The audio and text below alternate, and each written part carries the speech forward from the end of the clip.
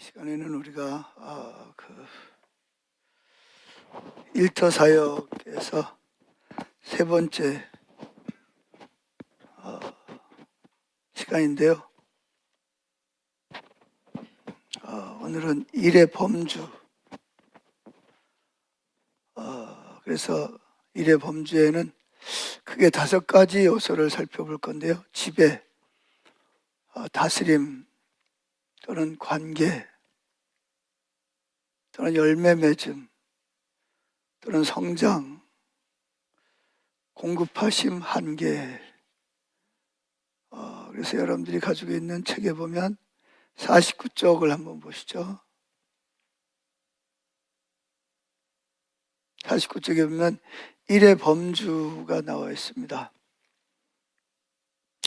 지난번에 살펴보았겠지만 일이라는 것은 하나님이 인간에게 주신 축복이다라는 걸 우리가 기억을 해야 됩니다. 그래서 일을 할 때는 감사한 마음을 가지고 일을 해야 되는 것을 살펴보았고요. 또 이를 통해서 다른 사람을 사랑하고 섬기고, 또 그 일을 통해서 여러분들도 일을 통한 어떤 성취감, 또 여러분들에게 필요한 어떤 재정적인 필요라든지 또 그런 여러 가지들 요소가 있다. 그런데 이제 일이라는 것이 타락하면서 그 일이 일한 만큼 대가를 받지 못하거나, 아니면 일을 통해서 지나치게 일 중독이 돼서 또 힘들거나, 그걸로 인해서 병이 오는 수도 있고, 또는 일로 인해서 그런 정확한 하나님이 주신 의미 없이 오직 돈만, 먹고 사는 돈만을 위해서 일을 하다 보면 다른 사람을 착취하게 되고 속이고, 정당한 대가를 일한 것만큼을 주지 않으려고 그러는 그런 일들이 벌어지죠. 그러다 보니까 그러면 우리는 마치 죄의 저주 때문에 우리가 일을 하게 된 것처럼 생각을 하게 되지만, 원래 하나님은 에덴 동산에서부터 원래 하나님은 일하시는 분이잖아요. 그죠? 예수님도 내 아버지가 일하시니 나도 일한다. 하나님은 지금도 쉬지 않고 일하고 계시죠. 그래서 우리가 일의 중요성 중에 하나는 뭐냐면, 여러분들이 여러분의 맡겨진 일을 감당을 하되 그런 의미를 가지고 이웃사랑, 선교, 또 자신을 위한 어떤 그 필요를 채우는, 또 하나님과의 관계에서 이런 걸 가지고 여러분들이 만약에 소명이라는 말은 이제 부르심이라는 뜻이잖아요. 그죠? 하나님의 부르심을 따라서 일을 한다면 여러분들이 하는 일이 제가 목회를 하는 것과 별반 다르지 않는 거룩한 일이 된다는 거예요. 근데 이제 이런 의미 없이 단순히 먹고 살기 위해서, 돈을 벌기 위해서, 자기 목적을 위해서 일을 하면 그 일은 거룩한 일이 아니죠. 여러분들이 만약에 여기서 배우는 그런 의미를 가지고 일을 한다면 속된 일이나 거룩한 일이나 구분이 없이 모두가 다 거룩한 일이 될 수 있는 거예요. 자, 오늘 한번 3장 일의 범주를 살펴보겠습니다. 우리는 앞에서 하나님의 문화명령이라는 의미가 뭐죠? 왜 문화명령이라고 그러죠? 네? 왜 문화명령이라고 그래요? 하나님의 그 일을 하라는 말 속에는 문화라는 것이 포함이 된 거예요. 즉, 예를 들어서 문화라는 게 뭐죠? 문화가 뭐죠? 말하면 우리 일상생활에서 필요한 노래라든지 시라든지 소설이라든지 그래서 요즘 우리나라 K-팝 또는 뭐 요리라든지 그래 요즘에 우리나라는 그 문화를 통해서 세계에서 중요한 위치를 차지하고 있지 않습니까? 하나님은 우리에게 일을 통해 일과 그런 문화 명령을 하셨다는 거예요. 그런 것들을 하나님의 기준 안에서 개발해서 그런 것들을 발전시키고 이것도 하나님 명령이라는 거죠. 그래서 뭐 음악을 만들고 악기를 만들고 이런 거는 기독교인들하고 상관없는 것처럼 생각하면 안 되는 거예요. 그래서 하나님은 성경에 보면 우리를 위해서 뭐 하신다 그랬죠? 노래를 불러주신다 그랬다는 거예요.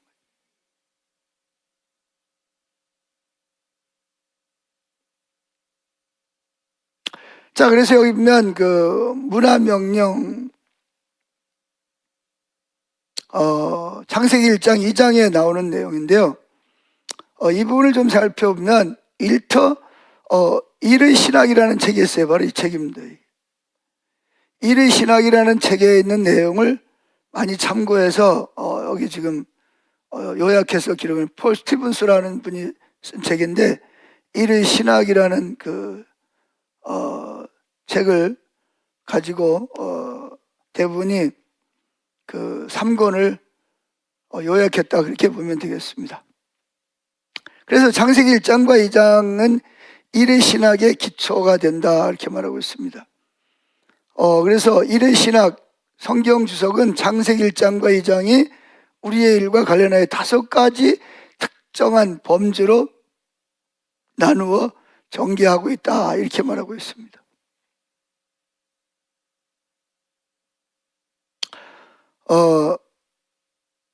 5가지 범주가 뭐죠? 아까 살펴본 대로 뭐예요? 지배, 또 뭐죠? 관계, 열매 맺음, 공급하심, 한계 이런 거죠. 자, 그러면 지배입니다. 지배. 하나님은 창세기 1장에서 뭐라고 말했죠?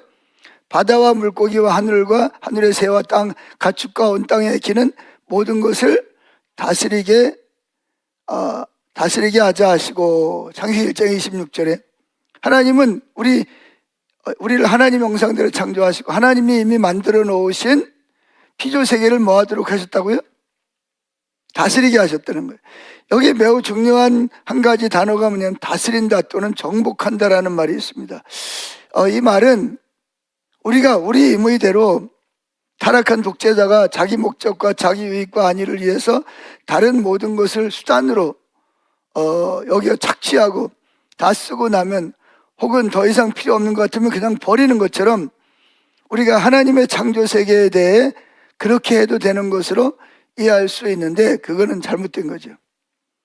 사실 그동안 적지 않은 기독교인들이 이 말의 의미를 그렇게 이해해왔고 실제적으로 자연을 무분별하게 훼손해온 것도 사실이라는 것이죠. 그래가지고 지금은 이제 많이 달라졌는데 예전에는 이렇게 예를 들어서 금광이나 아니면 석탄을 캐고 하죠? 그냥 내버려두는 거예요. 그럼 어떻게 돼요? 그거를 다시 복구하지 않으니까 어떻게 돼요? 그러니까 요즘은 나무를 베잖아요? 나무를 베면 그걸 이제 벌목하면 뭐 해야 되죠? 반드시 나무를 심어야 됩니다. 그게 왜 그러죠? 만약에 벌목을 했다, 그냥 내버려둔다, 그럼 편하긴 하죠. 그럼 무슨 일이 벌어지죠? 비가 오면 산사태가 일어나가지고 누구를 덮쳐요? 사람을, 집을 덮치고 건물을 덮치는 거예요. 그러니까 결국은 그렇게 무분별하게 자연을 훼손하고 자기중심적으로 자연을 파괴한 결과가 뭐가 됐어요? 결국은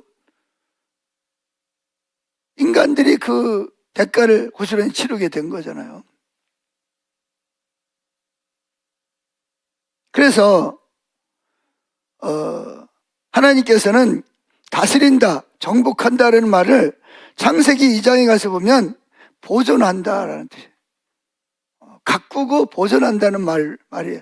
1장에서는 다스린다, 지배한다, 정복한다 이렇게 말하고 있는데 2장에서는 그 말을 뭐라 그러냐? 보존하고 뭐한다? 보존하고 뭐예요? 그것을 잘 보존하고 가꾸는 거죠. 가꾸어서 좀 더 아름답게 하나님이 우리에게 주신 뭐라 그럴까요? 어떤 그 산이 있다 그러면 그 산을 그냥 내버려 두는 것이 아니라 거기에 알맞는 그 토양에 알맞는 나무를 심고 또 꽃을 심고 그래서 정원을 만드는 거죠. 아름답게. 그래서 그 자연이 잘 보존되고 가꾸어지도록. 그래서 결국은 누구한테 유익을 주냐? 사람들과 자연이 공존하도록 만드는 거란 말이에요.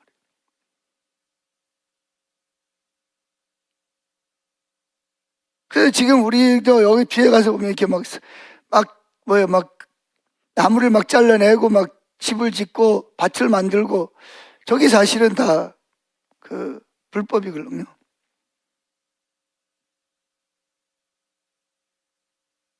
그 결과 이제 엄연한 우리가 이제 피해를 입는 거잖아. 위에서 막 비만 오면 흙더미가 막 쏟아져가지고 막 우리 뒤에 풋볼장으로 막 밀려오고. 그러니까 왜 그러냐면 하나님께서는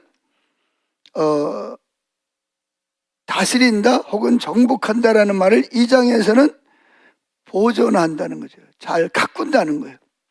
하나님이 주신 그 원래 그대로 내버려두는 게 아니라 그것들을 좀 더 잘 가꾸고 그리고 그 자연 속에 있는 바위 속에 있는 철, 합금 또는 금, 또 히토르 이런 것들을 찾아내서 컴퓨터를 만들고 자동차를 만들고 또 반도체 칩을 만들고 이런 것들을 하도록 하나님이 우리에게 보존하고 잘 가꾸도록 하셨다는 것입니다. 그래서 우선 인간은 49쪽 맨 아랫단에 보면 우선 인간이 하나님의 형상으로 창조되어 모든 만물을 다스리게 되었다는 말은 분명 왕적인 권세가 있는 것이 맞아요. 그러나 인간은 궁극적으로 왕이 아니죠. 진짜 왕은 누구예요? 하나님이잖아요. 근데 하나님의 형상대로 인간을 만들고 하나님이 창조한 것을 뭐예요? 대리적으로. 유경재 사모님 뒤에 사탕 있어요? 뒤에 가서 좀 서서 계세요.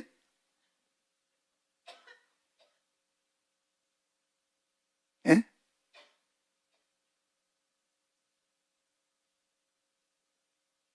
그러니까 궁극적인 왕은 하나님이세요. 근데 하나님의 형상을 따라 지원받은 우리에게 그러니까 여러 나라를 다스려 온 세계를 다스리는 왕이신 하나님이 우리에게 여러분에게 각자 너는 여기를 좀 분봉왕으로 또는 총독으로 다스려라 이렇게 하나님이 우리에게 왕이신 하나님이 우리에게 그 섭정왕 또는 신적 대리자로 우리에게 그것을 명령하셨다는 것을 기억해야 되는 거죠.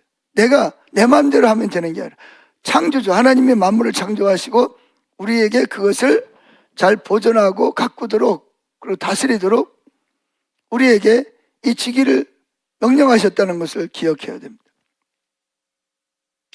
또 인간이 하나님의 형상으로 창조됐다는 말은 하나님의 다른 모든 피조물을 다스리는 데 있어서 우리 마음대로 막 보존하고 가꾸고 다스리는 게 아니죠. 위에 계시는 우리를 하나님 형상대로 창조하신 그 만왕의 왕이신 그분을 대신해서 그분을 대표해서 공동 창조자로서의 일을 감당하도록 우리에게 이 일을 맡기셨다는 것을 기억해야 되는 거죠. 그래서 거기에 일의 신학 성경 주석을 보면 이렇게 말하고 있습니다. 한번 읽어보시죠. 우리가 창조된 세상의 통치권을 갖고 있기 때문에 우리는 우리 행위가 하나님을 비춘다는 점을 알아야 한다. 우리는 원형이 아니라 형상이며 우리의 의무는 우리 자신이 아니라 원형이신 하나님을 우리의 모범으로 삼는 것이다. 우리가 하는 일은 우리 자신의 목적이 아니라 하나님의 목적을 이루기 위한 것인데, 그러려면 우리의 통제 아래 놓인 모든 것을 좌지우지하지 말아야 한다. 하나님의 형상을 따르는 우리 일은 하나님을 충실히 대리하는 것부터 시작됩니다. 네. 자, 여기서 우리가 이제 지배권을 행사하는 방식이죠. 하나님은 창세기 1장에서 지배권을 행사하는데 2장에서는 경작하고 돌보는 것으로 표현한다는 거예요. 창세기 1장 26절에서는 땅에 충만하고 땅을 정복하라는 명령은 바로 창세기 2장 15절에서 땅을 경작하며 지키라, 보존하라는 명령으로 연결이 되는 거예요. 그래서 우리는 청지기로서 만왕의 왕이신 그 하나님이 우리에게 맡겨주신 청지기로서 또는 정원지기로서, 정원 주인은 따로 있는 거예요. 근데 그 정원을 하나님이 만들어 놓으시고 우리에게 이 정원을 좀 갖고 오더라. 누구 뜻대로? 하나님의 뜻대로 잘 좀 갖고 달라는 거죠.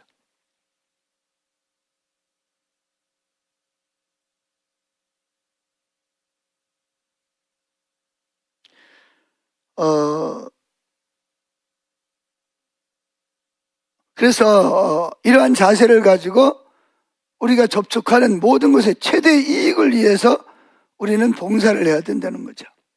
우리는 종업원, 고객, 직장 동료나 동역자 또는 우리를 위해 일하거나 심지어 우리가 우연히 만나는 사람까지도 이 말은 뭐냐면 내가 하는 일이 나에게만 유익이 되면 안 되는 거야. 나한테는 유익이 되는데 다른 사람에게 손해가 가, 피해가 가. 그럼 그건 잘못된 거잖아요. 나에게도 이익이 돼야 되지만 내가 이 일을 통해서 다른 사람에게도 이익이 되도록 해야 된다는 거죠. 그래서 이러한 자세는 환경에 대한 우리의 태도에 대해서도 의미하는 바가 크다. 그래서 자연을 우리 마음대로 훼손하고 우리 마음대로 뭐 나무도 베가지고 그냥 우리 마음대로 막 쓰고 뭐 거기에 있는 뭐 광석이라든지 석탄이라든지 뭐 금이라든지 뭐 헤트리라든지 이런 것들도 그냥 우리의 유익만을 위해서 개간하고 또 우리 마음대로 훼손하면 안 돼요. 또 훼손하면 반드시 그걸 뭐 해야 된다? 복구해야 된다는 거죠. 복구를 해서 예를 들어서 나무가 늙어가지고 쓸모없다 그러면 잘라내고 거기다 새로운 나무를 심어야 돼요. 그래서 다음 세대들이 그 열매를 따먹고 내가 심은 나무를 통해서 그 이익을 가지도록 해야 된다는 거죠. 그러니까 우리가 여기서 말하는 건 뭐냐면 하나님이 우리 보고 창세기 1장에서 땅에 충만하고 정복하라 그랬으니까 우리는 그냥 지배하면 돼. 이게 아니라는 거죠. 오히려 땅을 잘 보존하고 가꾸라는 하나님의 그 명령이 우리에게 있다는 것을 기억해야 되는 것이고, 하나님신 공기, 물, 땅, 식물, 동물 이런 것들은 다 선한 거예요. 그래서 우리가 환경을 유지하고 보존해야 한다는 것을 깨닫는 것이 매우 중요하다. 그렇게 일을 할 때 하나님의 창조물을 축복하기 위해 주신 그런 것들이 아름답게 보존될. 지금 여러분 보세요. 우리나라에도 뭐 우리나라뿐만 아니라 전 세계적으로 지금 제일 문제가 뭐죠? 자연재해가 끊임없이 닥치고 있는 거 아니에요? 왜 이렇게 자연재해가 끊임없이 닥치는 거죠? 무분별한 자연훼손에서 오는 거라는 거죠. 당장은 이럴 때 에어컨 같은 경우는 에어컨이 당장 우리에게는 뭐예요? 시원하고 겨울에는 따뜻하고 좋아요. 근데 거기서 뭐가 나와요? 이산화탄소 같은 그런 가스 같은 것이 나와서 오존층을 파괴시켜 버리잖아요. 그래서 태양이 우리를 비출 때 오존층이라는 것을 통과해서 우리에게 햇빛이 와야 되는데 우리 스스로가 무분별한 당장의 이익을 위해서, 편리를 위해서 그런 것들을 자연을 훼손하고 그러다 보니까 어떻게 돼요? 오존층이 다 무너지니까 자연이 어떻게 돼요? 그냥 바로 그냥 우리에게 햇빛이 오다 보니까 무슨 일이 생겨요? 온갖 암들이 생겨나는 거예요. 결국은 인간 스스로가 인간을 파괴시키는 일을 가져오는 거예요. 그래서 지금도 세계의 각 정상들이 모여가지고 뭐예요? 지구를 살리자. 어떻게 살리자? 매연을, 그 매연 속에는 뭐 아주 안 좋은 별의별 것이 다 철분부터 썩혀가지고 뭐 안 좋은 게 그 속에 다 있단 말이죠. 우리가 호흡기로 마시면 안 되는, 그러면 뭐 우리 폐가 망가지고 우리 또 간이 또 망가지고 뭐 위장이 무너지고 그런 것들이 그 속에 다 들어있다는 거예요. 그리고 그것들이 자연 오존층을 파괴하다 보니까 어떻게 돼요? 땅이 이렇게 햇빛이 오면서 오존층을 통과해서 적당한 온도로 비춰야 되는데 오존층이 파괴되니까 어떻게 해요? 지구가 뜨거워지는 거잖아요. 그 피해가 고스란히 누구한테로 가요? 태풍이라든지 뭐 여러 가지 자연재해가 생겨나는 거 아니에요? 그리고 댐을 만들어도 적당히 작은 댐들을 이렇게 만드는, 뭐 중국 같은 경우에는 뭐 그 엄청난 그런 댐을 만드니까 지구가 물이 갑자기 흘러가던 물이 어떻게 돼요? 한 곳에 물이 고이니까 지구 무게가 어떻게 돼요? 한 곳으로 쏠리죠. 그럼 이게 공전하고 자전해야 되는데 문제가 생기는 거예요. 제가 하는 말이 이해가 되세요? 그러니까 당장 뭐 우리가 주인인데 뭐 공산주의자들은 더군다나 이제 하나님도 안 믿으니까 뭐 그런 자연이 어떤 피해가 가는지 그런 건 상관없어요. 그냥 당장 자기들의 어떤 우리가 이걸 했다 뭐 이런 걸 내세우고 공적을 내세우고 국민들을 그걸 통해 가지고 통치하기 위한 수단으로 사용하는 거죠. 그러다 보니까 어떻게 돼요? 전에 없던 허리케인 같은 거, 태풍이 오고 지진이 일어나고 뭐 전에 없던 전염병들이 또 뭐 막 생겨나고 이런 일들이 생겨나는 거죠. 이것들이 왜 그러냐? 하나님이 우리에게 인간들에게 주신 주신 명령에 그걸 뛰어넘는 거예요. 뛰어넘어서 마치 우리가 하나님인 것처럼 마음대로 하나님이신 자연을 훼손하고 우리 마음대로 막 우리만을 위해서 사용하다 보니까 이기적인 결과로 지금 이런 결과를 가져오게 되는 거죠. 그래서 여러분들이 지금 알고 있는지 모르지만 지금 일본 사람들이 왜 그렇게 전쟁을 벌이고 애를 쓰는지 아세요?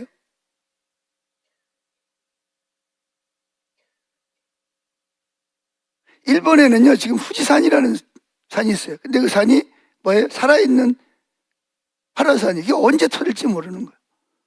지금까지 볼 때 주기적으로 100년마다 이렇게 터진다는 거예요. 그래서 지금은 100년이 넘었기 때문에 속에 있는 마그마가 더 많아서 그게 만약에 터지면 도쿄까지도 덮친다는 거예요. 그래서 그 일본은 어떻게든지 뭐예요? 조선이나 필리핀이나 이런 땅을 지배해서 자기들이 어떤 그런 것을 올 때 자기 국민들이 그쪽에 가서 안전하게 살겠다는 그런 계산이 그들 속에 깔려 있거든요. 지금도 그래서 일본 가면요, 일본에 있는 사람들이 굉장히 불안해하고 있습니다. 언제 이게 산이 터져가지고 활화산이 터져가지고 이게 뭐 화산 터지면 뭐예요? 화산재 있죠? 거기다가 뭐예요? 또 그 화산재가 다 그 불 아닙니까? 불. 그게 막 뭐 집에 덕치면 집이 그냥 다 녹아버리고 쇠도 다 녹아버리고 막 그런다는 거죠.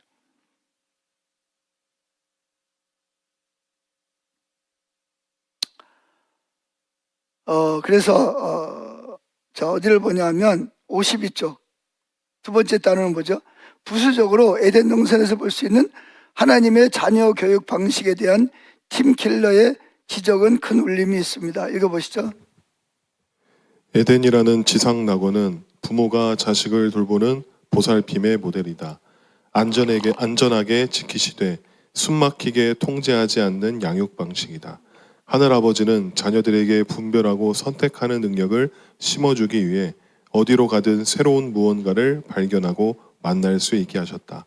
심미적, 신체적, 영적 미각을 충족시킬 만한 양식이 무궁무진했을 뿐 아니라 몸과 마음의 건강을 다질 수 있는 일들이 있었다.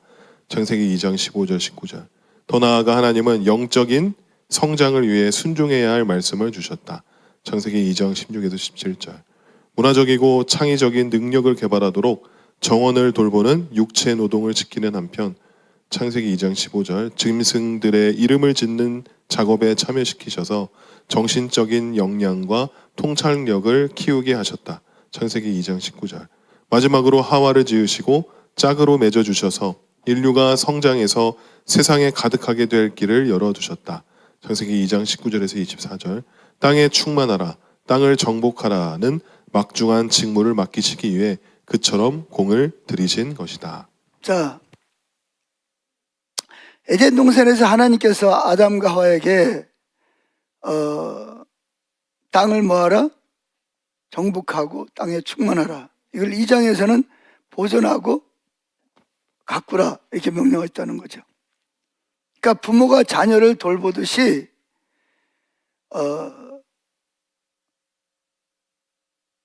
자녀를 돌볼 때 그들을 안전을 책임져야 되고, 그 다음에 또 숨막히게 지나치게 통제하지 않는 양육 방식이라는 거죠.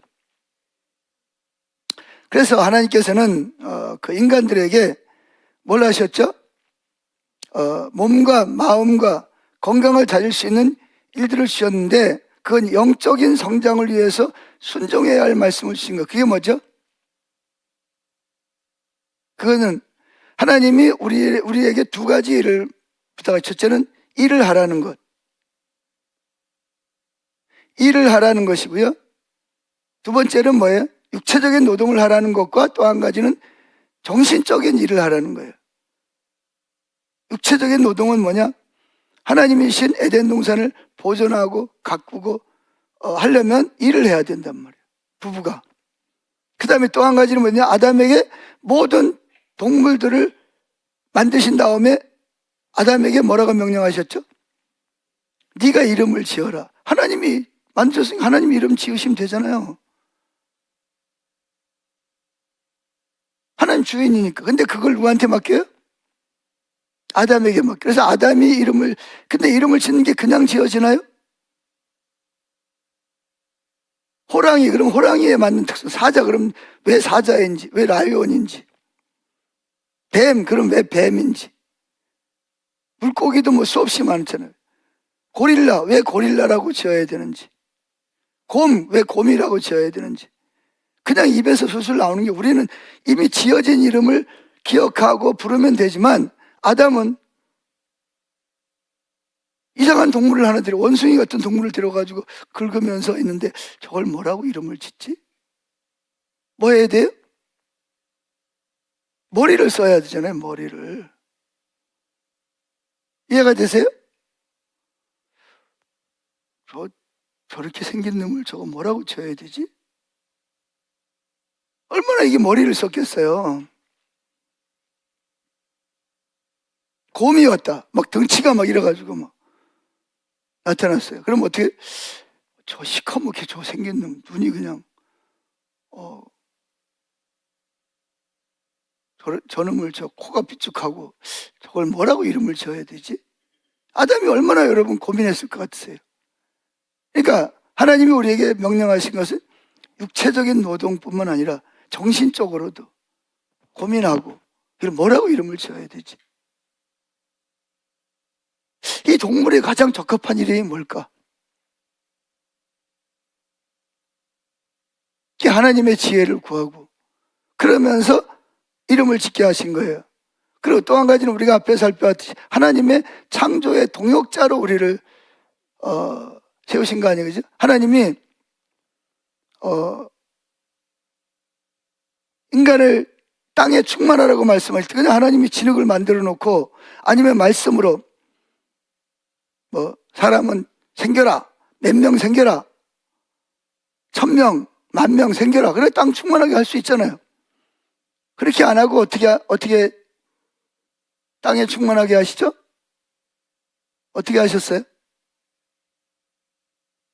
아담으로 뭐 하시고 깊이 잠들게 하시고 그의 갈비뼈를 빼서 누굴 만들었어요? 살로 채워서 하와를 만드셨단 말이에요. 이게 왜 중요한지 아세요? 하나님이 스스로 인간을 더 창조할 수도 있지만 그렇게 안 하시고 하나님이 만드신 남자와 여자가 서로 만나서 가정을 이루고 그 사이에서 뭐가 태어나도록 사람이 태어나서 땅에 충만해지도록 하나님은 저와 여러분을 하나님의 동역자로 일하도록 창조하셨다는 거예요. 그래서 우리는 육체적인 노동만 하는 게 아니라 문화적으로 또 그래서 하나님 우리를 또 즐겁게 하기 위해서 또 노래를 만들거나 어떤 시를 하거나 어떤 악기를 만들거나 어떤 또 우리가 편리하기 위해서 그런 것들을 만들 수 있도록 하나님 육체적으로 정신적으로 또 뭐예요? 하나님의 동역자로서 일하는 사람들로 우리를 창조하셨다는 거죠. 두 번째는 52쪽 아래 보면 관계입니다. 관계하면 생각나는 게 뭐죠? 제일 먼저 생각나는 게 삼위일체 하나님이죠. 한 분 몸 안에 성부, 성자, 성령이 한 분 몸 안에 계시는 거예요. 그러면서 서로 뭐예요? 유기적으로 관계를 맺고 계시는 거예요. 이걸 우리는 뭐라 그러죠? 삼위일체 하나님이라. 그래서 창세기 1장 26절에 뭐라 했어요? 하나님이 이르시되 우리의 형상을 따라 우리의 모양대로 우리가 사람을 만들고 그들로 바다의 물고기와 하늘의 새와 가축과 땅에 온 땅에 기는 모든 것을 다스리게 하자 하시고 창세기 1장 26절 여기 보면 하나님이 이르시되 우리가 우리 형상을 따라 우리의 모양대로 우리가 사람을 만들고 우리라는 말을 이렇게 이건 뭐죠? 삼위일체 하나님을 의미하는 거예요. 성부 하나님과 성자 하나님과 성령 하나님이 서로 다른 인격을 가지고 있는데 서로 뭐예요? 유기적으로 관계를 맺고 있다는 거예요. 그래서 만물을 창조할 때도 혼자 아버지 하나님이 설계하시고 예수님이 말씀이 되셔서 아버지 입에서 나올 때 성령님이 그 말씀하신 그대로 창조하신 거예요. 그래서 잠언서에 보면 하나님이 만물을 창조할 때 예수님은 옆에서 기쁨으로 그 일에 동참하셨다라고 말하고 있잖아요. 자, 여기서 관계가 굉장히 중요한 것은 그래서 우리는 일을 할 때도 하나님이 문화를 만들거나 일을 할 때도 제일 먼저 누구와의 관계? 하나님과의 올바른 관계 가운데서 성부 하나님과 성자 하나님과 성령 하나님과의 관계 가운데서 그리고 인간적으로 가장 가까운 게 누구예요? 부부관계 가운데서 이 관계 속에서 일하도록 창조했다. 그래서 두 번째가 하나님은 우리를 관계 가운데서 일하도록 창조하셨다는 것입니다. 그래서 우리는 관계 하나님의 형상대로 지었기 때문에 내재적으로 즉 태생적으로 관계적이래요. 혼자는 그래서 여러분 사람 인자가 어떻게 했어요? 사람 인자는 이렇게 써 있잖아요. 혼자 있으면 어떻게 돼요? 넘어져. 그래서 누가 다른 사람이 옆에서 뭐 해야 돼요? 받쳐줘야 돼. 그래서 사람을 뭐라 그러냐? 사회적 동물이라 그러죠. 사람은 혼자서 살 수 없도록 하나님은 관계를 맺고 살아가도록 하신 거예요. 부부관계도 마찬가지잖아요. 거기 53쪽 맨 아래쪽에 보면 하나님이 인간들에게 뭐죠? 아까 말한 대로 창세기 2장 18절에 보면 하나님이 첫째 날, 둘째 날, 셋째 날, 다섯째 날, 여섯째 날까지 다 보기에 뭐 했더라? 좋았더라. 그런데 안 좋은 게 하나 있어요. 창세기 2장에 보면 그게 뭐죠? 아담이 독처하는 것이 좋지 못하니 그랬다는 거예요. 다른 건 다 좋은데 뭐가 안 좋은 게 하나 있었다? 아담이 다른 건 다 짝이 있어. 근데 아담만 짝이 없는 거예요. 좋지 않았다는 거예요. 이 말은 뭐냐? 결국은 사람은 혼자 사는 것은 결혼하지 않고 혼자 사는 것은 좋지 않다는 거예요. 물론 특별한 어떤 은사가 있거나 어떤 하나님의 어떤 소명이 있어 그런 몰라도 그러지 않으면 우리는 뭐 하도록? 결혼하도록, 자녀를 낳도록, 관계 속에 살아가도록 하나님 우리를 창조했다는 거예요. 그래서 하나님께서 부부로 만드신 것은 당연히 가정을 이루고 서로 사랑하고 생육하고 번성하도록 하기 위한 것이었어요. 근데 또 한 가지는 뭐죠? 하나님께서 주시는 창조 명령과 함께 힘을 합쳐서 하나님이 주신 일을 감당해 나가도록 했다는 거예요. 조봉 집사님, 주무시는 거요? 눈 감고 듣는 거요? 눈을 뜨고 들으면 더 좋을 것 같은데. 예. 제가 지금 무슨 이야기 했죠? 아이 조봉 집사님 보고 물어본 거예요.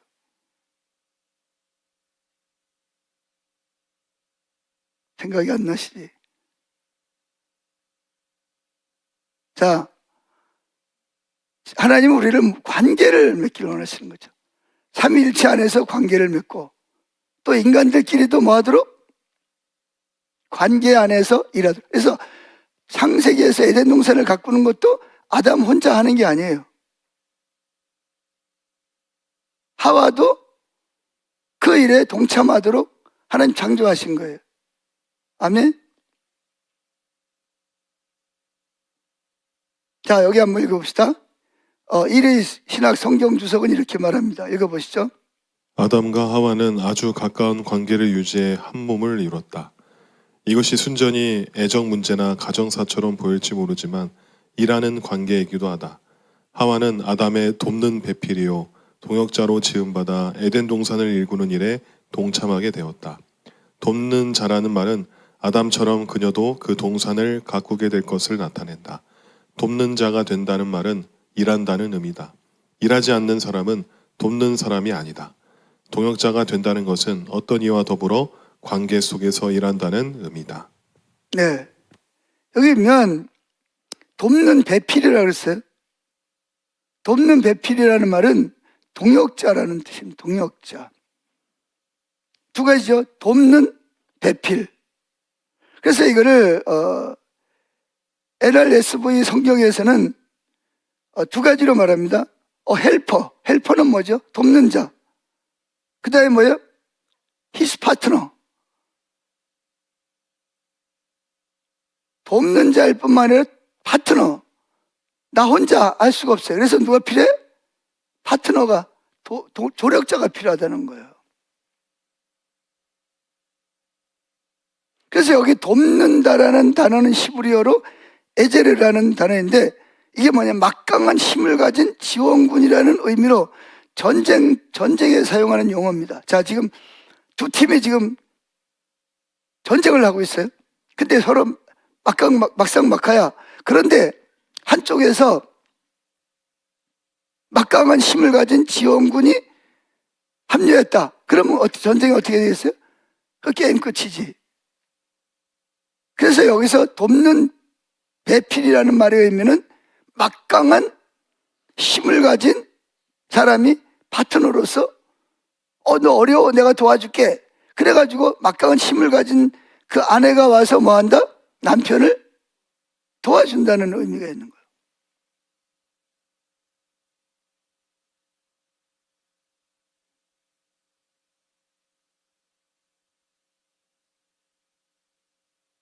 그래서 이 단어가 성경 여러 곳에서는 하나님을 지칭해서, 우리를 돕는 하나님을 지칭해서 사용하기도 하는 거죠. 돕는이라는 단어는 결코 어떤 아내가 남편보다 열등하거나 열등한 위치에 있거나 열등한 이 지위를 말하는 것이 아니라 뭐예요? 남편을 돕는이라는 말은 막강한 힘을 가지고 동역자로서 도와주는 자로 하나님이 여자를 창조하셨다는 거예요. 여자분들 아시겠어요?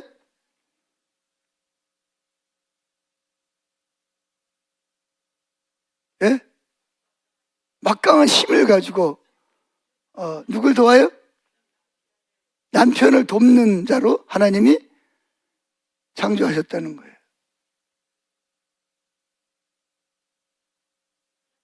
뭐라고요? 아, 그건 아니지. 전쟁은 지금 누가 하고 있어요? 남편들이 하고 있는 거지. 아내가 전쟁을 하는 게 아니거든.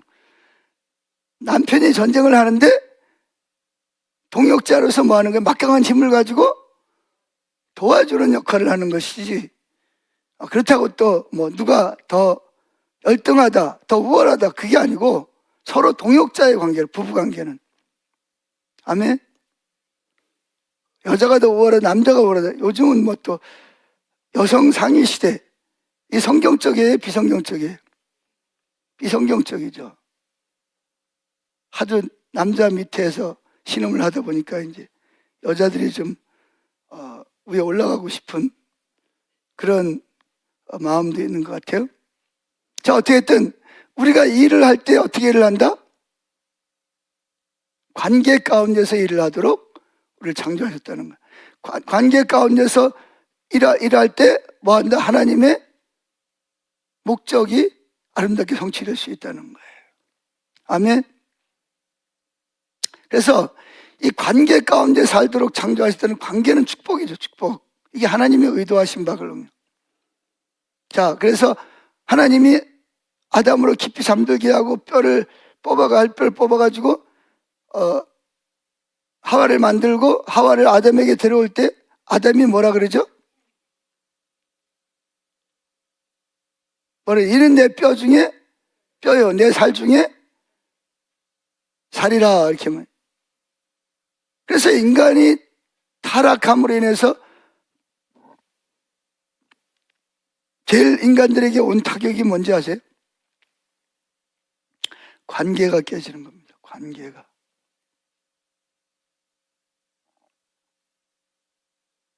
그래서 타락으로 인해서 매우 심하게 손상된 것 중 하나가 다른 사람과의 관계. 특히 가장 가까운 사람과의 관계도 예의가 아니죠. 타락의 핵심은 자기중심이잖아요. 자기중심. 자기중심이 뭐죠? 자기 목적을 위해서. 두 번째가 뭐예요? 자기 목적을 위해서 자기 방법으로 자기 자원으로 사는 거죠. 자기 자원으로 자기 목적을 위해서 자기 방법으로 사는 거를 자기중심적이라 그러는 거예요. 그런데 여러분 보세요. 부부 사이라도 이게 잘못된 관계가 형성이 되면 안 되는 거예요. 부부 관계도 아까도 말한 돕는 배필로서 우리가 하나님 앞에서 서야 된다는 거잖아요.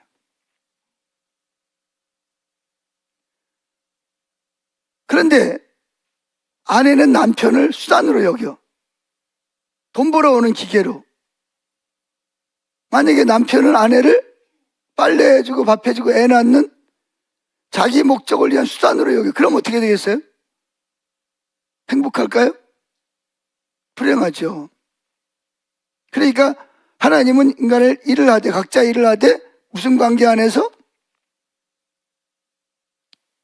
삼위일체 하나님이 관계를 맺고 우리와 관계를 맺듯이 우리도 사람과 사람 사이에서 또 뭐예요? 관계가 중요하다는 것입니다. 상대방을 내 중심으로, 나를 위해 존재하는 존재가 아니라 서로가 돕는 배필로서 서로를 협력하는 동역자의 관계로서 존재해야 된다는 거죠. 그래서 우리가 하나님 중심일 때, 하나님과 올바른 관계를 맺는 사람은 부부 사이에도 올바른 관계를 맺죠. 회사를 운영하는 사람도 하나님과 올바른 관계를 맺는 사람은 직원들과 소통을 하고 서로의 필요를 채워주는 관계를, 이런 노동을 하는 사람도 내가 단순히 여기서 일하고 월급만 받아가면 되는 게 아니라, 이게 하나님이 나를 이 회사로 불렀어. 그래서 내가 이 일을 감당함으로 인해서 이 제품을 만들어서 많은 사람에게 이웃 사랑을 실천할 뿐만 아니라 하나님께도 영광이 되고, 그 다음에 뭐예요? 기업주에게도 혜택이 되고, 동시에 또 나에게도 많은 그런 수익을 통해서 재화를 가져다 주는 통로가 된다는 것이죠. 그런데 요즘에 보면 너무 이제 이게 이기적이라는 거예요. 시부모님은 며느리를 뭘로 알아요? 우리 집에 들어온 뭐 식모나 뭐 일꾼처럼 생각을 한다는 거죠.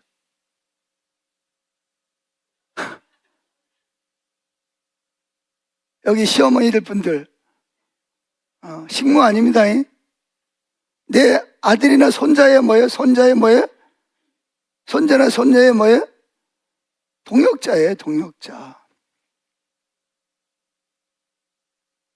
근데 자기 중심적이 되면 사업을 할 때도 직원들을 이용해서 자기의 이익만 챙기면 되고, 그런 사람이 만약에 직원으로 들어가도 회사는 뭐예요? 결국은 나만의 이익을 위해서 어쩔 수 없이 회사가 있어야 내가 돈을 버니까 자기 중심적으로 일을 하면 얼마나 그게 회사도 그렇고, 그러니까 직원도 마찬가지고 또 오너도 마찬가지 아니에요? 다 자기 중심적으로 상대방을 내 유익을 위한 수단으로 이용한다 하면 그게 얼마나 불행하겠어요. 근데 삼위일체 하나님을 보세요. 성부 하나님이 제일 위에 있고 성자 하나님이시고 성령 하나님이 있지만 어떻게 돼요? 서로 유기적으로 존중히 여기고 사랑하고 협력하잖아요. 그래서 우리 인간의 모델도, 인간들도 하나님의 형상을 따라 지음받았기 때문에 삼위일체 하나님이 서로 교제하듯이 우리도 이런 관계가 중요하다는 것입니다. 그런데 이 관계를 일과 연관시킬 때 또는 제한할 때 하나님께서 우리를 관계 가운데 일하도록 창조하셨다는 중요한 사실을 기억해야 되는데, 그 중에 하나가 뭐냐 하면 우리는 모든 일에서 일 중심이 아니라 사람 중심이어야 된다는 거죠. 폴 스티븐스도 이렇게 말합니다. 삼위일체 하나님 만드신 인간의 일은 본질적으로 인격적이다. 삼위일체 하나님의 각 인격이, 성부, 성자, 성령 인격이 기원, 실행, 능력 부여에 있어 서로 독립적이고 다르면서도 여전히 하나이신 것처럼 각 사람에게도 세상에서 감당해야 하는 저마다의 독특한 일이 있다. 일꾼은 우주를 채운 어마어마한 기계나 인간들이 세운 기업에서 쓰고 버리는 부속품이 아니다. 이렇게 말해요.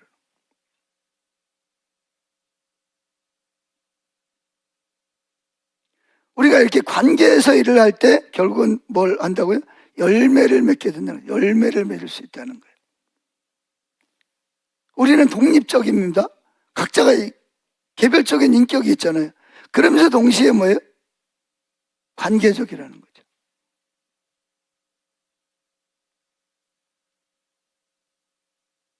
그래서 하나님과 친밀함이 필수라는 거예요. 하나님과 친밀함. 하나님과 친밀함을 나눈다 그러면서 내가 회사 사장이다.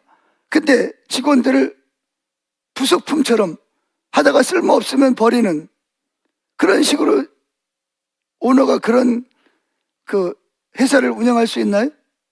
그거 불가능해요. 직원들도 내가 어떤 회사의 직원이다? 그래 뭐예요? 이 회사는 단지 나에게 뭐예요? 한 달 일하고 돈만 받아가는 그런 식으로 일하는 직원은 없을 거라는 거죠. 하나님과의 관계에서 우리는 내가 회사 사장이 됐든 직원이 됐든 하나님과의 관계에서 일을 해야 된다는 거예요. 해야 된다는 거예요. 그것도 자기 역량에 따라서 각각 분야가 달라. 어떤 사람은 이걸 잘하고 어떤 사람은 이걸 잘하고 어떤 사람은 저걸 잘해. 다 달라요.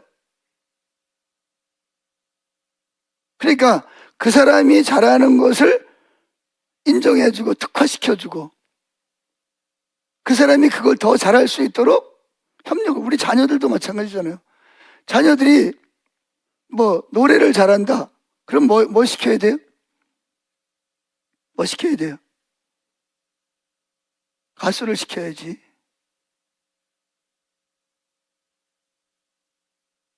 근데 가수를 시키려고 보면 머릿속에 뭐가 떠올라요? 가수 하면 뭐 한다? 돈 많이 벌. 여러분, 진짜 돈 버는 사람은요 1000분의 1도 안 돼요. 돈 잘 버는 가수들은요 1000명 중에 한두 명 돈 잘 벌까 말까요. 지금 얼마나 가수들이 많은데, 가수 지망생이 얼마나 많은데, 연극 배우, 그 재능이 있어요. 그럼 그걸 하는 거예요. 그때 뛰어나고 상 받는 사람은 뭐예요? 지극히 적은 분야밖에 없어요. 그런데 우리 자녀들이 그걸 하겠대. 그럼 어떻게 해야 돼요? 하라 그래요? 하지 말라 그래요? 하라 그래요? 하지 말라 그래요? 하나님이 이 아이에게 그런 영향을 주시고 이 아이가 그걸 좋아한다면 그걸 하도록 해줘야지. 단 그 일을 통해서 누가 영광 받도록? 하나님이 영광 받으시도록 해야 된다는 거죠. 그래서 여기 두 번째 단원 보세요. 중요한 이야기를 합니다. 많은 사람은 공동의 목적과 목표가 주어질 때 유급으로 월급을 받고 하든 월급을 안 받고 일하든 서로 친밀한 관계를 형성한다. 그래서 방대하고 복합적인 재화와 용력을, 이게 좀 전문 용어인데요, 개인의 역량 이상으로 생산할 수 있게, 그러니까 혼자 일하는 것보다는 뭐예요? 서로가 관계를 맺어가면서 일을 할 때 어떻게 돼요? 훨씬 더 능률도 오르고 모든 사람에게, 자, 내가 가수입니다. 근데 내가 가수인데 내 목소리에다가 뭐예요? 마이크라는 기계를 내 목소리에 맞게 잘 조절해 주면 어떻게 돼요? 어떻게 돼요? 훨씬 더 능률이 오르잖아, 그죠? 지금 예를 들어서 내 목소리가 이렇게 갈라지고 쉬었어요. 근데 어떤 기계를 만들어서 내 목소리를 어떻게 만들어요? 청아하고 좋은 목소리를 만들었다. 그럼 어떻게 돼요? 근데 나는 그런 기계를 못 만들잖아요. 다른 사람이 공학도들이 그걸 만든단 말이에요. 그럼 서로 협력을 할 때 어떻게 돼요? 훨씬 더 어떻게 돼요? 시너지 효과를 가져올 수 있고 실제로 많은 사람에게 도움을 줄 수 있다는 거예요. 예를 들어서 내가 심장병이다. 아주 심장병 환자 아닙니다. 심장병에 걸렸다. 그래서 막 숨 쉬는 게 힘들어. 조금만 걸어도 힘들어. 그런데 뭐예요? 어떤 사람이 심장병을 위한 어떤 좋은 기계를 만들었다. 나는 그 기계를 만들 수 없지만 그 사람이 그런 기계를 만들므로 인해서 어떻게 돼요? 내가 그 기계를 부착함으로 인해서 정상인처럼 등산도 할 수 있고 뛰기도 할 수 있잖아요. 여러분 요즘에 어디 가셨는데 제가 사실 작년에 누구야 김영만 집사님 사실 하나님 나라 가는 줄 알았어요. 병원에 입원했다가 퇴원했다가 얼굴이 바짝 마르고, 아, 저분 저러다가 가겠구나, 그런 생각이 들었는데 지금까지도 건강하게 잘 살잖아요. 그 이유가 뭔지 아세요? 이 당뇨 때문에 그러면 당뇨. 근데 이 당뇨에 무슨 게 나왔냐면 이게 일반 의사들이나 약국에서는 절대로 안 파는 게 있어요. 그게 뭐냐? 자동으로 옆구리에다가 차고 다니면서 자동으로 뭐예요? 내 당뇨 수치를 재줘요. 그래서 당뇨가 수치가 올라가면 뭐예요? 자동으로 주사를 놔주는 게 있어요. 그래서 당뇨를 일정하게 조절해주는 그런 기계를 만드는 거예요. 그걸 기독교인이 만들었답니다. 그래가지고 그거를 의사협회에다 갖다가 이거 좀 같이 협업을 하지 했더니 안 해주는 거예요. 지금 약국에서도 안 해주는 거예요. 왜? 문제가 뭐죠? 그러면 자기들이 당뇨약을 팔아야 되는데, 주사를 놔줘야 되는데, 입원을 시키고 수술을 해야 되는데 안 해주는 거예요. 그래서 그걸 지금 의료보험이 되는지도 모르겠는데 되나요? 그래서 지금 김영만 집사뿐만 아니라 우리 노예에 있는 목사님도 그래가지고 거의 죽을 뻔했어요. 만났는데요, 얼굴이요, 굉장히 그 사람이 살이 두껍고 조화끌렁했는데 완전히 뼈만 남은 거예요. 먹지도 못해요. 그래, 왜 그러냐 그랬더니 이 당뇨가 심해져가지고 이대로 가면 투석을 해야 된다는 거예요. 그리고 너무 심해가지고 투석을 해도 안 될 수도 있다는 거예요. 근데 몇 달 있다가 만났더니 얼굴이 부해가지고 옛날처럼 나타난 거예요. 어떻게 돼서 그러냐 그랬더니 그 김명만 집사님 차고 있는 거를 그걸 누가 소개시켜줬다는 거예요. 그러니까 우리는 뭐예요? 서로 협업을 하게 되는 거예요. 한 사람은 기계를 만들고 우리는 돈을 주고 그 기계를 사서 몸에 부착함으로 인해서 어떻게 돼요? 당뇨로 인해서 투석을 하고 죽어야 되는데 생명이 뭐예요? 연장될 수 있잖아요. 이게 뭐냐면 하나님은 관계를 통해서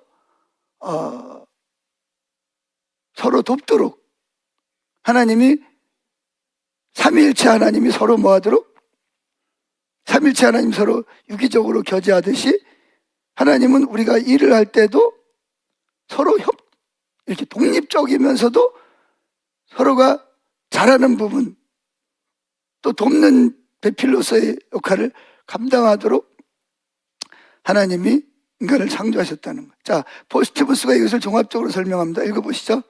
54쪽, 자, 56쪽 맨 아래. 일은 공동체적이다. 일은 공동체를 세우며 우리의 이웃을 섬기는 통로다. 우리는 함께 파트너십을 맺으며 일하도록 부르심을 받았다. 일과 일의 구조는 사회적 구조와 사회적 서열에 영향을 준다. 우리는 관계 속에서 자신의 정체성을 정립한다. 인간의 대인관계와 사회는 함께 일을 하면서 더욱 완성되어 간다. 선한 일은 공동체에 소속된 모두의 유익을 위해 함께 일하는 것이다. 이는 고대 영어의 의미 그대로 공통의 유익을 의미한다. 케네스 켄처는 남녀 사이에서 비즈니적인 부분에 집중한다. 인간은 사회적 존재로 창조되었지 혼자 살도록 창조되지 않았다. 이런 사회적 성향 때문에 모든 사람이 나름대로 전문 분야가 있고 서로 의존하며 결과적으로 거래에 의존할 수밖에 없다. 거래는 우리에게 본질적이다. 그리고 이것이 바로 비즈니스다. 예. 그러니까 우리가 일을 하되, 우리가 지난번에 토요일날 제가 없는 사이에 목사님 말했는데, 내가 어떤 일을 통해서 다른 사람을 사랑할 수 있는 거예요. 다른 사람에게 유익을 줄 수 있는 거거든요. 그러면 그 사람은 그거를 내가 만든 걸 돈을 주고 사감으로 인해서 동시에 누구에게 유익이에요? 나에게 물질을 주잖아요. 이게 하나님이 인간에게 만드신 관계를 가지고 살아가도록 만드는 거예요. 그래서 어떤 내가 일을 하는 데 있어서 단순히 나만을 위해서 일하는 게 아니에요. 그건 이기적이죠. 내가 이 일을 통해서 다른 사람을 섬기고 사랑할 수 있고 또 다른 사람과 유기적으로 협업할 수 있다는 거예요. 자, 예를 들어서 보험을 하시는 분들도 마찬가지예요. 보험을 단순히 뭐예요? 내가 보험을 알면 나한테 얼마 떨어진다, 얼마 떨어진다, 이것만 가지고 일을 하는 사람과 정말 저 사람이 보험을 들어서 저 사람이 어려움을 당할 때 유익을 줄 수도 있다 하는 마음을 가지고 하면 어떻게 돼요? 자신감을 가지고 저 사람을 돕는, 사랑하는 마음을 가지고 가니까 이야기할 때도 당당하게 사실적으로 이중적인 마음을 가지면 안 되고 진짜 이 사람에게 이 보험이 필요하겠다. 그래서 보험 설계를 하는 것과 단순히 내가 보험 하나 하면 나한테 얼마 떨어지고 수당이 얼마 떨어지고 이것만을 위해서 일하는 사람과 어떤 차이가 있을 것 같아요? 이양수 권사님 이야기 좀 한번 해보세요. 예? 아니, 권사님이 한번 실제 한번 어떤 자세로 일하고 있는지 한번 말씀해 보시라고.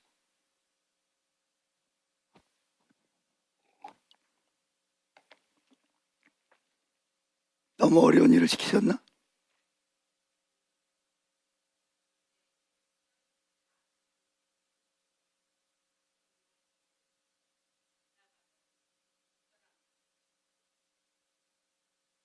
아니, 내가 질문한 건 그걸 말하는 게 아니고 권사님이 어떤 마음을 가지고 보험을 설계를 하느냐 말이에요.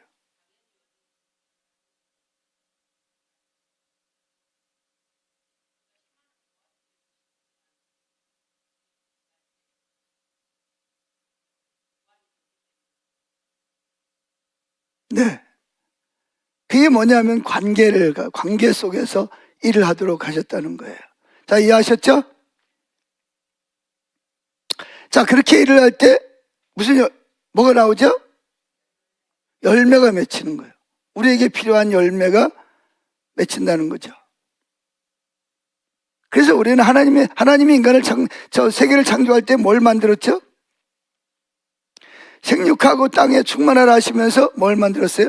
심해진 채소와 열매 맺는 과일 같은 걸 만들었단 말이에요.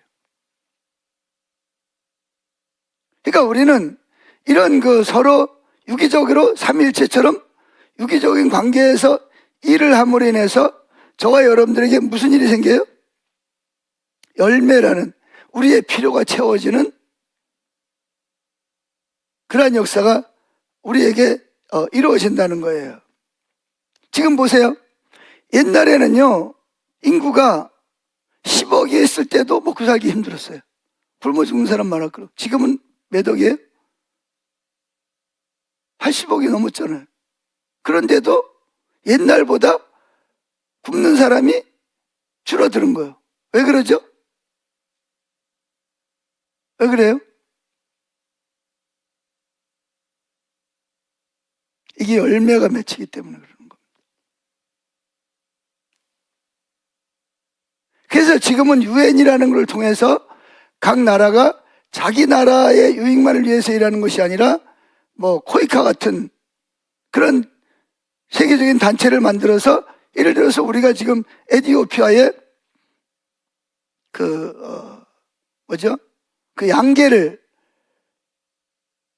해가지고 그 에티오피아에다가 그거를 양계장을 만들려고 7억이라는 7억 원을 무상으로 이렇게 돈을 받게 됐어요. 우리 세물교 성교회 아프리카 프로젝트에서. 물론 여러 가지 과정이 있었어요. 그래서 에티오피아 같이 못 사는 나라에다가 뭘 해요?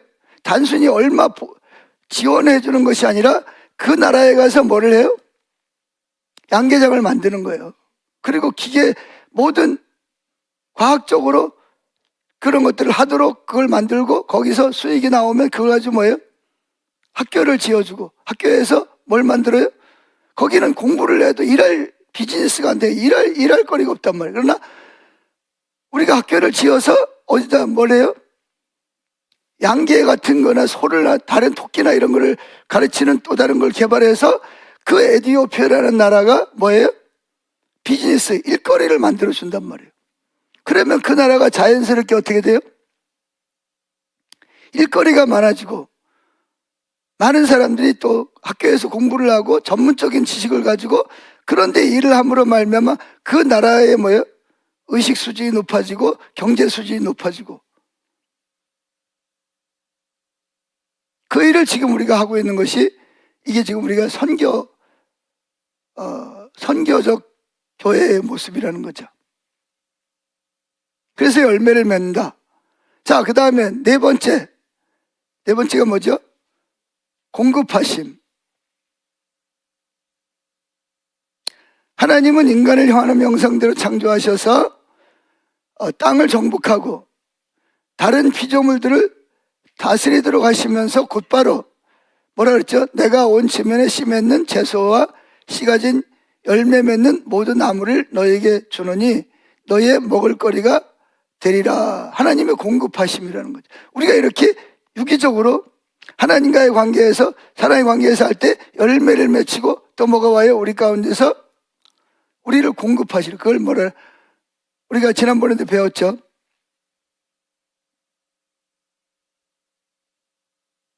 공급을 뭐라 그랬어요? 저도 갑자기 기억이 안 나네. 목사님, 공급을 뭐라 그랬어요? 신학적인 용어로 섭리라 그러잖아요. 섭리. 하나님 우리의 필요를 아시고 우리를 채워. 그래서 보세요. 1950년대만 하더라도 50년대가 아니고 언제지? 1850년대만 하더라도 10억 인구가, 지구상에 10억 인구밖에 없었어요. 그런데도 먹고 사는 게 힘들었어요. 그런데 지금은 어떻게? 80억이 넘는데도 굶주리는 사람들이 그렇게 많지 않다는 거예요.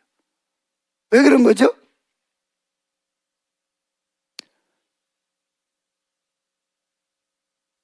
서로가 공동체적으로 협력을 하고 하다 보니까 하나님께서 우리에게 뭘 채우시냐면 공급하시는 거예요. 필요를 채우시는 공급의 역사가 일어나는 거죠.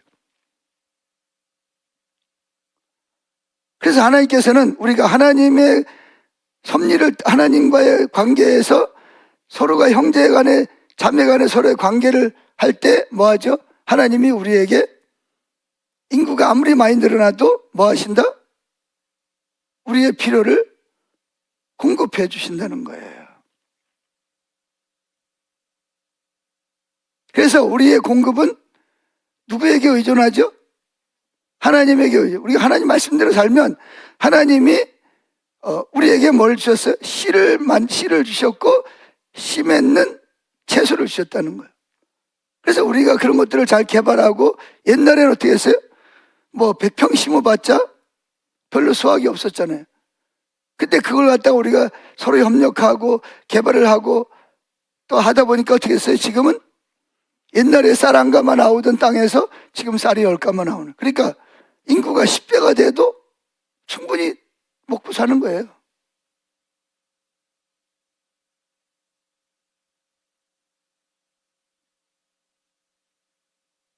그래, 옛날에는 왜 그렇게 힘들었냐? 왜 먹고 사는 게 그렇게 힘들었냐? 그게 뭐냐면 우리가 각자 자기중심적으로 살지, 협업을 하지 않고 관계를 맺지 않고 자기중심 독립적으로 했다는 거예요.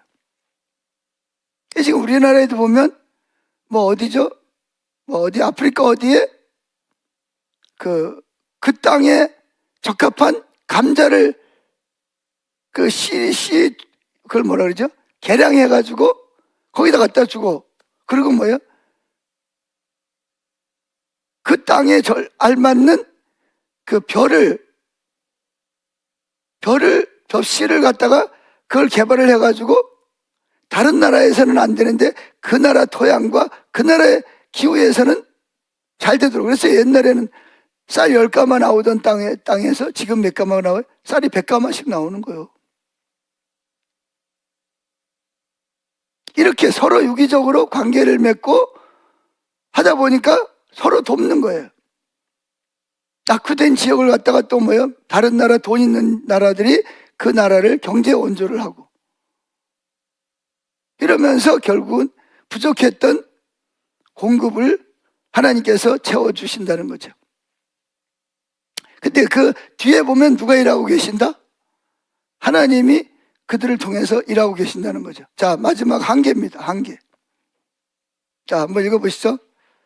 창세기 2장 2절부터 3절. 이미 그가 하시던 일을 일곱째 날에 마치시니 그가 하시던 모든 일을 그치고 일곱째 날에 안식하시니라. 하나님이 그 일곱째 날을 복되게 하사 거룩하게 하셨으니 이는 하나님이 그 창조하시며 만드시던 모든 일을 마치시고 그날에 안식하셨음이니라. 자, 여러분 중에서 누가 한계라는 말의 의미가 무슨 말인지 한번 설명해 보실래요? 여기서 말하는 한계라는 게 뭐예요?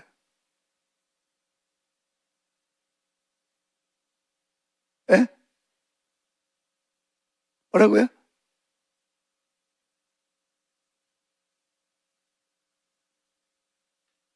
끝을 정해놓았대요. 그렇죠, 맞아요. 하나님은 인간이 한계를 만드는 거예요. 지금 여러분 우리가 수명이 긴 것 중에서 하나가 뭔지 아세요? 수명이 늘어난 것 중에서 획기적인 게 뭔지 아세요? 예? 안식일을 지키는 거예요.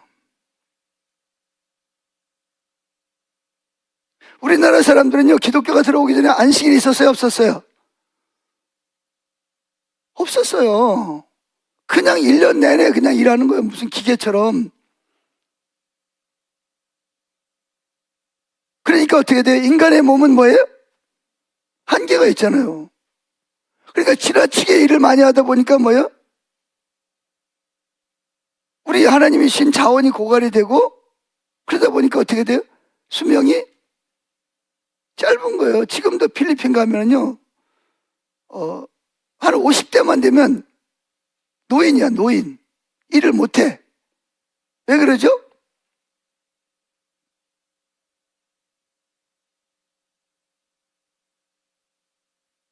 물론 여러 가지 다른 문제도 있겠지만 결국은 하나님이 우리에게 한계를 만들어 놨다는 말은, 하나님이 왜 엿새 동안 일하고 하루 쉬셨을까요? 이유가 뭘까요? 고선태 집사님, 왜 하나님이 엿새 동안 일하고 하루 쉬셨을까? 힘들어서?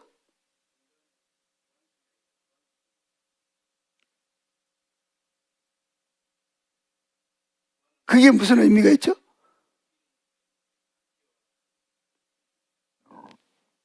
예, 잘하셨습니다. 하나님은 힘들어서 쉰 게 아니고요, 인간들에게 본을 보여주신 거예요. 이해가 되세요? 하나님은 한계가 있어요, 없어요? 없지요. 근데 우리는 한계가 있다는 거예요.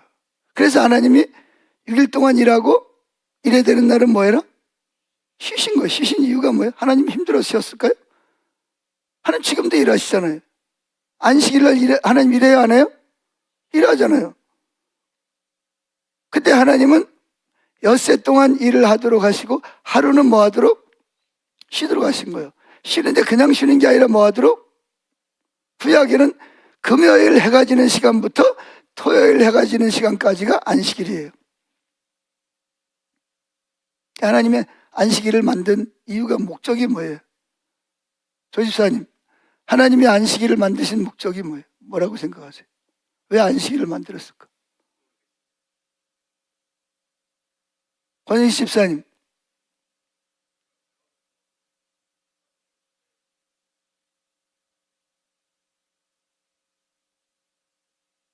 이종명 집사님, 예? 그러니까 우리의 유익을 위한 구체적으로 어떤 유익이냐는 거예요. 예, 여러분들의 말이 다 맞죠? 하나님이 우리에게 한계를 주신 거예요. 지금 우리가 오래 사는 것 중에 하나가 뭐냐면, 옛날에는요, 공장에서 일하면 주일이 어디 있어요? 안식일이 어디 있어요? 그냥 밤낮으로 막 돌렸죠. 근데 지금 사람들은 그렇게 일해야 안 해요? 일 안 해요, 대부분이. 요즘에 뭐 택배 문제, 새벽에 택배하는 것 때문에 몇 시부터 몇 시까지는 택배를 제한하자. 저는 거기에 동의합니다. 그랬더니 뭐 벌떼같이 일어나가지고 기업들은 기업들대로, 또 소비자는 소비자대로 반대를 하고 있는데,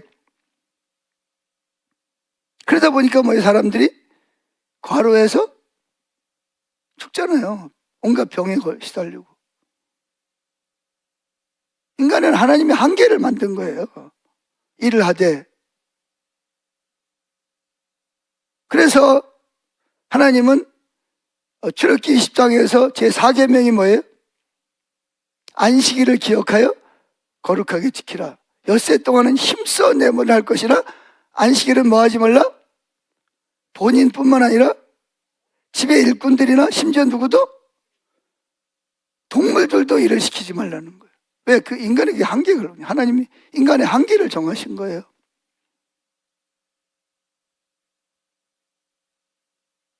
근데 그 명령을 따라서 살아야, 한계를 인정을 하고 살아야 되는데 그 한계를 뛰어넘게 일을 하다 보니까 옛날에는 한갑, 60이면 한갑이잖아요, 한갑. 왜 한갑이 만들어졌는지 아세요? 한갑 전에 다 죽었단 말이에요. 근데 뭐예요? 한갑까지 오래 사는 것을 축하하고 기념하기 위해서 한갑을 만든 거 아니에요? 지금 한갑, 해갑 지켜요, 안 지켜요? 지금 칠순도 안 지키잖아요, 칠순도. 그렇게 우리가 오래 살 수 있는 것 중에 하나가 뭐냐면 안식일 덕분입니다, 여러분. 감사하세요. 안식일 덕분이라니까요.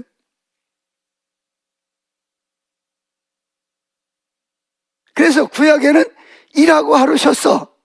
근데 신약에는 어떻게 해요? 안식일을 언제 지켜요? 구약에는 창조의 근거에서 안식일을 지켰고, 신약에 와서는 우리를 위해서 오신 예수님이 죽으셨다가 우리를 위해서 부활하신 날을 안식일로 지정해서 지키는 거예요. 그래서 안식일은 단순히 일만 안 할 뿐만 아니라 뭐예요? 그날은 영적으로 하나님을 만나고 예배하고 교제하고, 또 교회에서 모여서 뭐예요? 서로 돕고 도움을 받고 교제하고 배우고, 그러면서 육신도 노동을 쉬지만 반면에 뭐예요? 영적으로도 하나님과 관계를 맺고 우리 정신적으로 육체적으로 서로 관계를 맺으면서 안식하도록 하나님이 만드신 거예요. 그래서 여러분,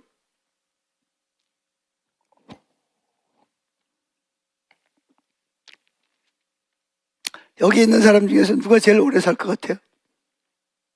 통계적으로. 조집사님 누가 제일 오래 살 것 같아요? 똑같은 나이로 따지면.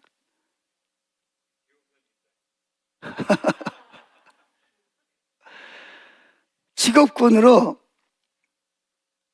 목사가 제일 오래 산답니다.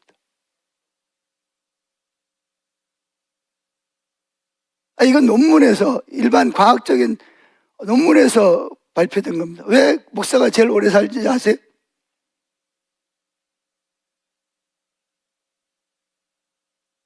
목사들의 안식일은 언제? 월요일이잖아요. 월요일 쉬고 또 뭐예요? 사람들하고 관계를 맺고 영적으로 하나님과 관계를 맺기 때문에 통계학적으로 제일 오래 사는 사람이 목사랍니다. 목사 또는 또 후에 머리 빡빡 깎은 스님, 신부, 이런 분들이 제일 오래 산대요. 목사뿐만 아니고.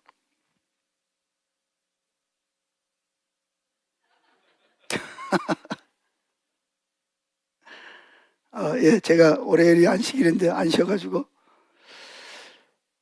자, 이건 뭘 말하냐? 하나님은 인간들에게 무한한 잠재력을 주시고 능력을 주셨지만 동시에 뭘 주셨다? 한계를 주셨다는 거예요. 그게 대표적인 예가 뭐냐면 안식일이라는 거예요. 그래서 하나님은 그 안식일을 사람이 안식일을 위해서 있는 게 아니라 누가?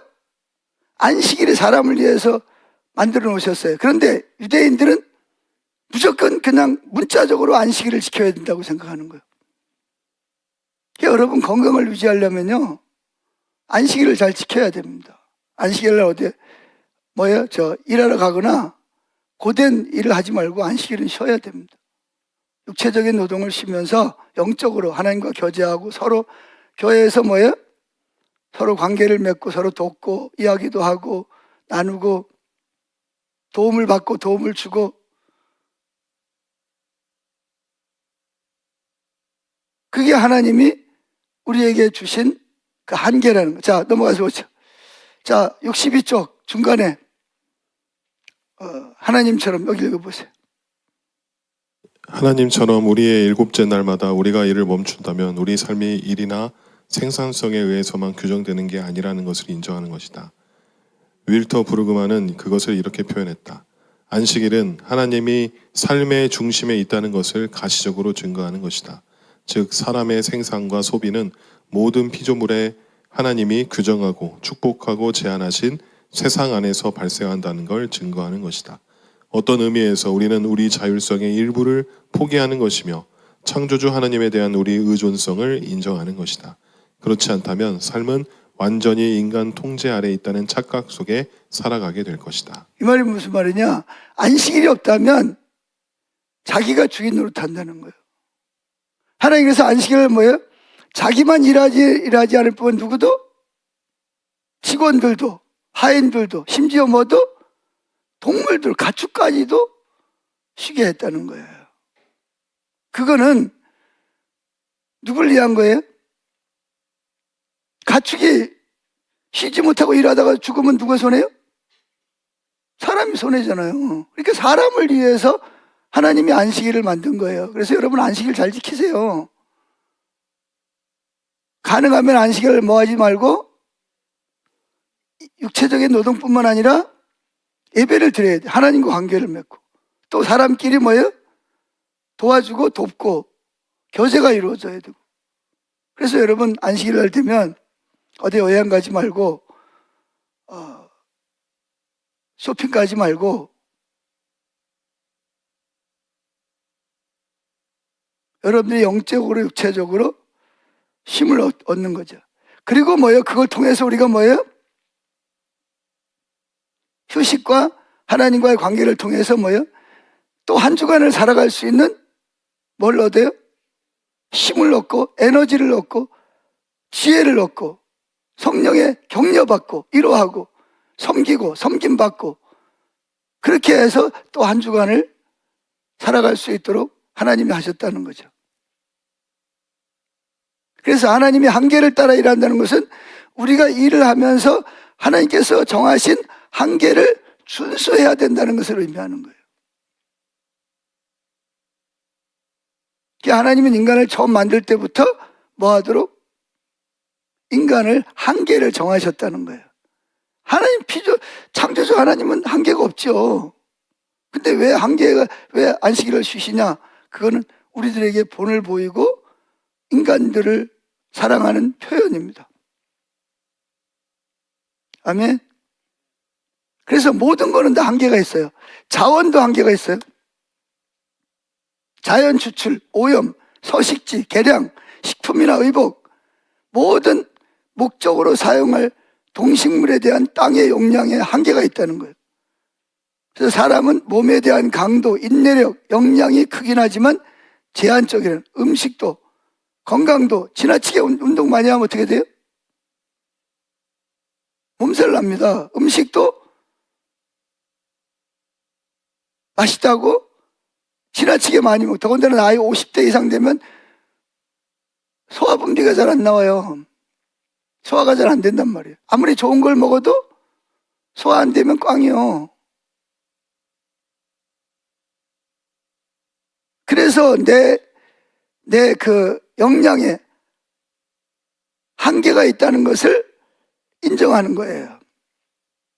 인정하고 그래서 우리가 그 한계를 하나님이 정해주신 그 한계를 정하고 살아가는 것도 우리가 하나님과의 관계에서 유익한 일이다. 그래서 뭐 지나치게 막 일만 해가지고 막 여러분의 몸을 망가뜨립니다. 그럼 여러분 몸만 망가집니까? 여러분이 몸이 망가지면 여러분에게 딸린 식구들, 사랑하는 가족들 다 여러분이 한계를 정하지 않고 일하는 것 때문에 또는 여러분의 그 한계를 정하지 않은 것 때문에 또는 오염시킨 것 때문에 또는 자원을 무제한으로 있는 것처럼 잘못 사용함으로 인해서 인류가 멸망할 수도 있다는 것을 기억해야 됩니다. 참 하나님께서 우리 인간들을 위해서 참 이렇게 일하시는 걸 보면 참 기가 막히지 않습니까? 아멘. 참 하나님은 영광을 받으셔야 돼요. 자, 오늘 몇 가지 했죠? 5가지. 첫째, 다스림, 관계, 열매 맺음, 공급, 한계. 왜 나만 해요? 자, 다시. 뭐예요? 다스림. 뭐예요? 관계. 관계 가운데 하나님과의 관계, 인간과의 관계. 열매 맺음. 공급. 공급은 누가 하는 거예요? 하나님이 공급하신 걸 가지고 우리가 뭐 마이크도 만들고 책도 만들고 컵도 만들고 뭐도 만들고 스마트폰도 만들고. 아멘.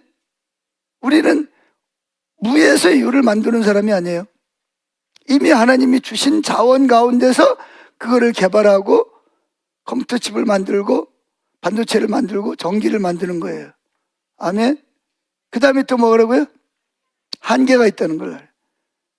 자원도 한계가 있고 우리의 건강도 한계가 있고 음식 먹는 것도 한계. 그 한계를 잘 지키는 사람이 건강할 수. 일도 한계를 따라서 일하는 거예요. 그게 뭐냐? 안식일을 잘 지키는 거예요. 안식일만 잘 지켜도. 그래서 성경을 했어요. 안식일을 잘 지키는 자에게 하나님 뭐라 그랬죠? 몇 가지 복을 약속했어요? 첫째, 장수하는 복을 주시고, 두 번째, 물질의 복을 약속하셨어요. 그것은 안식일을 잘 지키면 무조건 그런 걸 준다는 게 아니라 안식일을 잘 지킴으로 인해서 내가 건강하고 뭐예요? 한계를 느낌으로 인해서 또 뭐예요? 지나치게 욕심을 따라서 하지 아니함으로 말미암아 결국은 우리가 물질의 풍요도 누리게 된다는 하나님의 약속입니다. 아멘. 질문 있어요?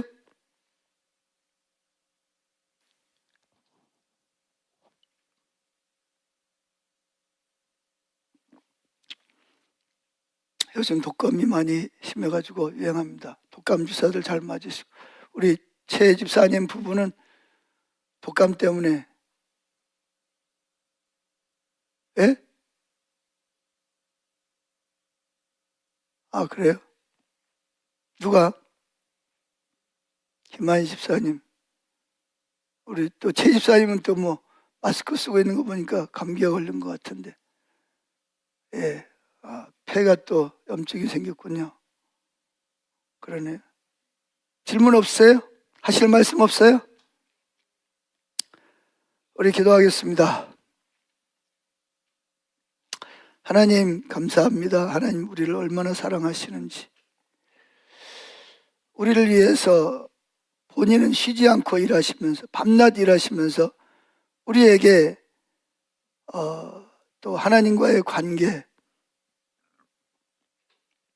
일하는 것을 축복을 주시고 또 혼자 일하는 것이 아니라 부부가 함께 하나님이 주신 동산을 관리하고 보존하고 가꾸고 또 머리를 써서 동물들의 이름을 짓게 하시고